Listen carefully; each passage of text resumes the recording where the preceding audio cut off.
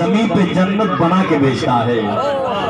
ثبوت مل گیا زبیدہ کو حضرت بہلول دانا سے، ولی تو زمین پہ جنت بنا کے بیچتا ہے، ولی تو زمین پہ جنت بنا کے بیچتا ہے۔ اللہ اکبر۔ ایک اللہ کے مقدس ولی کے قرب میں آپ حضرات حاضر ہیں، اور اس اللہ کے ولی کی مقدس بارگاہ میں اللہ اور اس کے رسول کا ذکر آپ حضرات سماعت کر رہے ہیں۔ بڑے خوش قسمت ہیں جنہوں نے دعوت دی ہے، خاص طور سے صاحب خانہ نے اتنی بڑی مقدس ہستی کو اس سرزمین پر بلایا، جن کے قدموں کی برکت سے آج یہ سرزمین رشک گلزار جنت بنی ہوئی ہے۔ سبحان اللہ، قابل مبارکباد ہیں یہاں کے لوگ۔ آپ نے تو مجلسوں میں، محفلوں میں یا برمولی کی سرزمین پہ دیکھا ہوگا، لیکن الحمدللہ وہ شخصیت ہے میں نے بڑے بڑے جلسوں میں دیکھا ہے جن کے قدموں کی دھول لوگ چومتے ہیں، جن کے قدموں کی دھول لوگ چومتے ہیں، اور اپنے لیے ان کے قدموں سے جو خاک لگ جاتے ہیں اس کو اپنے سر پر رکھنا اپنے لیے فخر سمجھا کرتے ہیں۔ شاعر نے کہا ہے کہ نصیب اگر قریب درِ نبی ہو جائے۔ ایک بات ہمیں یاد آتی ہے، ایک اللہ کے ولی ہیں جن کا نام ہے کہ ذوالنون مصری ہے۔ کیا نام ہے؟ ذوالنون مصری ہے۔ ایک مرتبہ ایک شخص نے آپ سے پوچھا کہ حضور آبادی کدھر ہے؟ تو آپ نے اس کا ہاتھ پکڑا اور ہاتھ پکڑ کر کے لے کر گئے قبرستان کے پاس اور کہا یہی آبادی ہے، یہی شہر ہے۔ جیسے قبرستان کے پاس آپ کو لے کر کے گئے تو اس نے کیا کیا، جس نے آپ سے پتہ پوچھا تھا کہ آبادی کہاں ہے، شہر کدھر ہے، تو آپ اس کا ہاتھ پکڑے اور قبرستان کی طرف لے گئے۔ تو جب قبرستان کی طرف لے کر کے آپ پہنچے تو آپ نے کہا یہی آبادی ہے، اسے ہی شہر کہا جاتا ہے۔ اس نے ایک تھپڑ آپ کے چہرے پہ رسید کیا۔ اسے معلوم نہیں تھا کہ یہ جس سے میں بات کر رہا ہوں، جس نے ہمیں راستہ بتایا ہے، دنیا اسے ذوالنون مصری کہا کرتی ہے، بہت بڑے اللہ کے ولی گزرے ہیں، لیکن جو راستہ پوچھ رہا تھا اسے معلوم نہیں ہے کہ میں ذوالنون مصری سے بات کر رہا ہوں یا تھپڑ مار رہا ہوں جس کے چہرے پہ وہ ذوالنون مصری ہے۔ آپ نے جیسے کہا یہ آبادی ہے، یہی شہر ہے، تو اس شخص نے آپ کے چہرے پہ ایک تماچا رسید کیا، آپ خاموش ہو گئے۔ اس کے بعد اس شخص نے کہا کہ آپ کو معلوم نہیں، اتنا بھولا بھالا چہرہ لے کر کے چہرے سے تقویٰ کا نور نظر آ رہا ہے اور میرے ساتھ فراڈ کر رہے ہیں، اسے شہر کہا جاتا ہے، یہ شہر ہے، یہ تو قبرستان ہے، اسے لوگ شہر خاموشہ کہا کرتے ہیں۔ کہتے ذوالنون مصری نے کہا کہ معاف کرنا، سمجھنے میں فرق آ گئی ہے، میں اسی کو آبادی سمجھتا ہوں۔ اس نے کہا آپ اس کو آبادی سمجھتے ہیں، یہاں جو آتا ہے یہاں سے جاتا نہیں ہے۔ ذوالنون مصری نے کہا آنے والے سن، اس لیے میں اس کو آبادی سمجھتا ہوں کہ جو بھی یہاں آتا ہے یہیں آ کر کے بس جاتا ہے، یہاں سے جاتے ہوئے میں نے کسی کو شہر کی طرف نہیں دیکھا ہے، لیکن شہر سے لوگوں کو میں نے آتے ہوئے یہاں ضرور دیکھا ہے، شہر سے لوگوں کو آتے ہوئے یہاں ضرور دیکھا ہے، لیکن یہاں سے شہر جاتے ہوئے میں نے کسی کو نہیں دیکھا ہے۔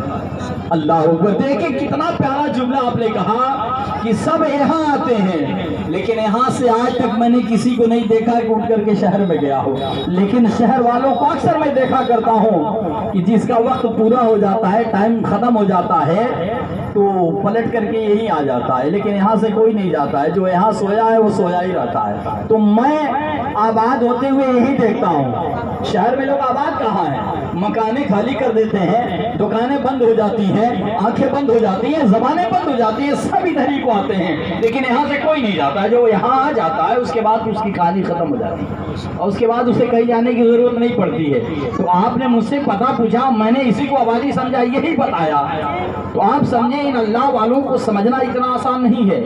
وہی ذوالنون مصری ہے، آپ کو جب گرفتار کیا گیا مصر کی سرزمین پر، لوگ اس زمانے کے اپنے ماننے والے لوگوں نے آپ کو زندیق کہا۔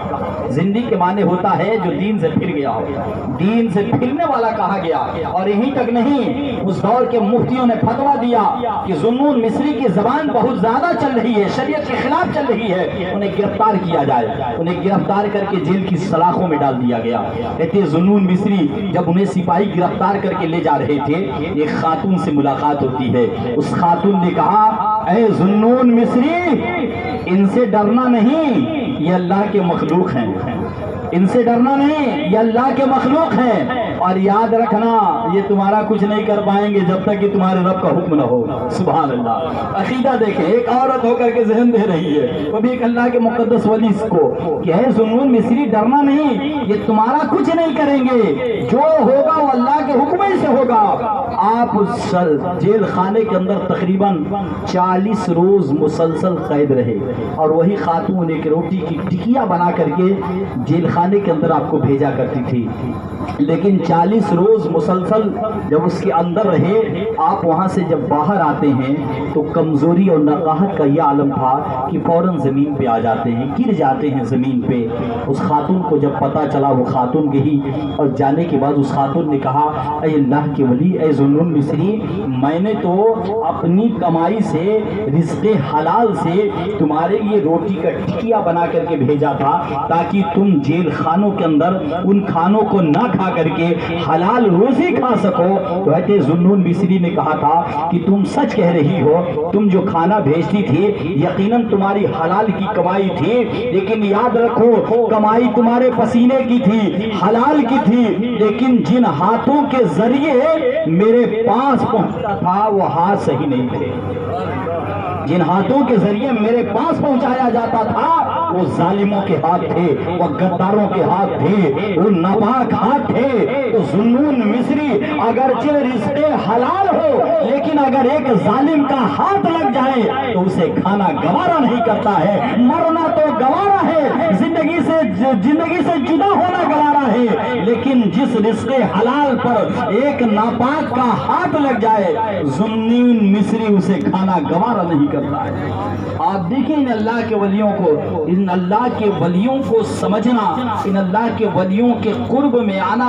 اللہ جسے توفیق دیتا ہے وہی آتا ہے، اللہ جسے توفیق دیتا ہے، اللہ تعالیٰ کا جس پر خاص کرم ہوتا ہے اسے اپنے مقبول بندوں کی بارگاہ میں بھیج کر کے اسے نصیحت کر دیتا ہے، اس کے مقامات کو بلند کر دیتا ہے، اس کی زندگی کو تبدیل کر دیتا ہے، اس کی زندگی میں انقلاب پیدا کر دیتا ہے۔ ہم روئیں رب کی بارگاہ میں گر گڑائیں تاکہ ہمارا رب ہم سے اتنا ناراض ہو چکا ہے، اتنا ناراض ہو گیا ہے کہ ہمیں نماز کی توفیق نہیں مل رہی ہے، ہمیں ذکر کی توفیق نہیں مل رہی ہے، ہمیں اللہ والوں کا قرب نہیں مل رہا ہے۔ ہمیں بات چلتے چلتے ایک آخری بات یاد آ گئی ہے۔ کہتے داتا گنجے بخش رحمت اللہ علیہ بڑے پائے کے ولی ہیں، یہ وہ داتا گنجے بخش ہیں جو سرکار حضور غوث پاک کے روزے پر جھاڑو لگایا کرتے تھے، سرکار غوث پاک کے دربار میں جھاڑو لگایا کرتے تھے۔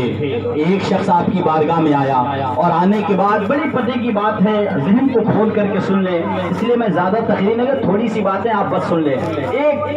ایک شخص آیا، آنے کے بعد اس نے کہا کہ اے داتا گنجے بخش، آپ ہمیں کوئی عمل بتا دیں۔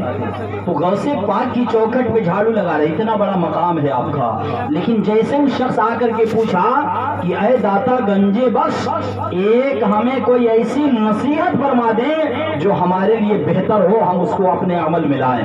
کہتے داتا گنجے بخش نے کہا کہ سنو، رب کی بارگاہ میں آنسو بہایا کرو، رب کی بارگاہ میں آنسو بہایا کرو، رب کی بارگاہ میں رویا کرو، اس لیے کہ سب سے زیادہ کوئی محبوب عمل ہے رب کے نزدیک تو رب کی بارگاہ میں آنسو بہانا ہے، رب کی بارگاہ میں گریہ زاری کرنا ہے، رب کی بارگاہ میں گر گرانا ہے۔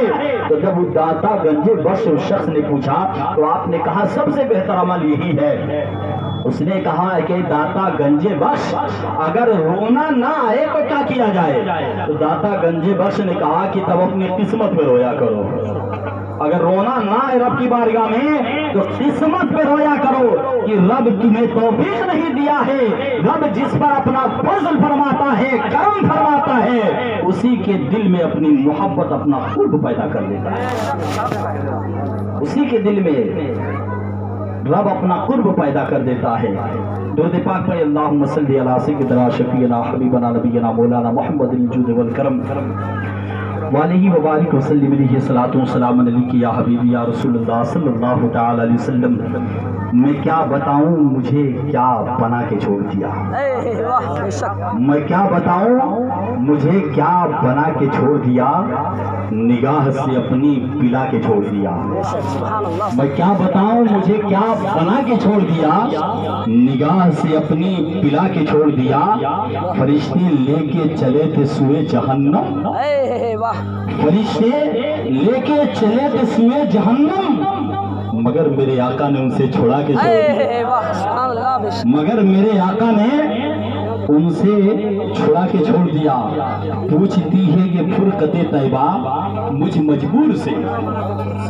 پوچھتی ہے یہ فرقت طیبہ مجھ مجبور سے, کب تلک نعتیں سنائے گا تو اتنی دور سے. کب تلک نعتیں سنائے گا تو اتنی دور سے. حسن یوسف کیا نگاہیں پھیر لے وہ حور سے. حسن یوسف کا نگاہیں پھیر لے وہ حور سے. ایک جھلک جو دیکھ لے طلوہ نبی کا دور سے. حسن یوسف کا نگاہیں پھیر لے وہ حور سے. ایک جھلک دیکھ لے, ایک جھلک جو دیکھ لے طلوہ نبی کا دور سے.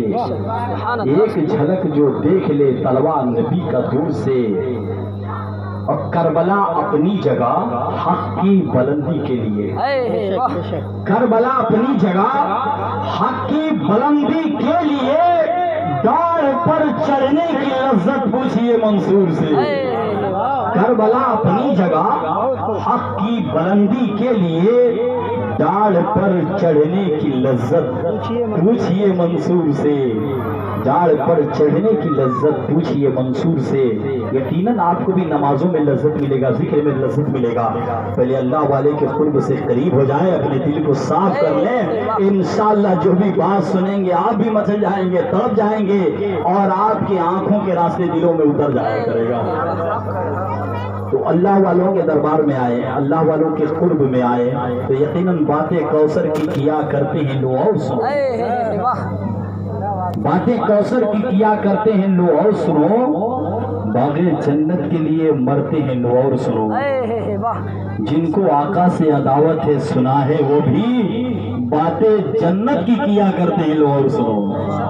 جن کو آقا سے عداوت ہے سنا ہے وہ بھی باتیں جنت کی کیا کرتے ہیں لو اور سنو. تو پہلے اپنے قلب کو صاف کریں, اس کے بعد اس دل میں محبت رسول, اس کے عشق رسول پیدا کریں. اس کے بعد ان کے کوچے میں آ جائیں گے تو آپ جنت بھی بھول جائیں گے.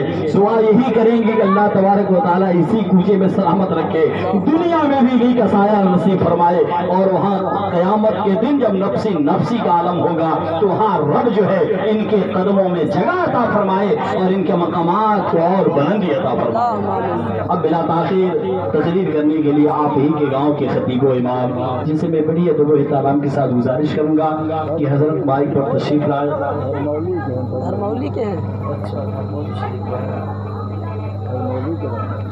دھرمولی شریف کے یہاں موجود ہیں حضرت. آئیے ان کی تقریر چند منٹ آپ حضرات تھوڑے بیداری کے ساتھ سماعت کر لیں. اللہ تبارک و تعالیٰ سے دعا ہے ہم سب کو سننے سے زیادہ سمجھنے کی توفیق عطا فرمائے, اور سمجھنے کے بعد عمل کی زیادہ توفیق عطا فرمائے, اور حضور پیر و مرشد کی سچی